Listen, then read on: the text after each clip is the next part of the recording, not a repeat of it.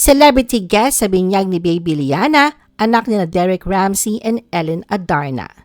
Isa sa mga unang napansin sa selebrasyon ay si Dr. Vicky Bello na nagdingning sa kanyang baby pink at white outfit.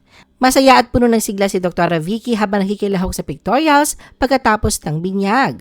Makikita sa kanyang ngiti ang genuine na kasiyahan para sa mag-asawang Derek at Ellen. Present din sa binyag si Pernilla Shu, ang controversial na Swedish photographer na malapit na kaibigan ni Derek at Ellen. Bagamat naging laman ng mga balita kamakailan sa isyu kay Andy Eigenman at Filma Alipayo, nanatili si Pernilla bilang bahagi ng inner circle ng mag-asawa.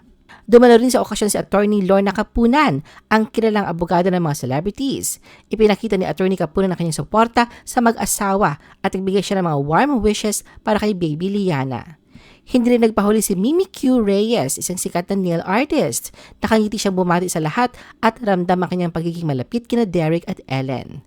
Nasa okasyon din si Vito Selma, ang tanyag na sculptor at furniture designer mula sa Cebu at matagal ng kaibigan ni Ellen.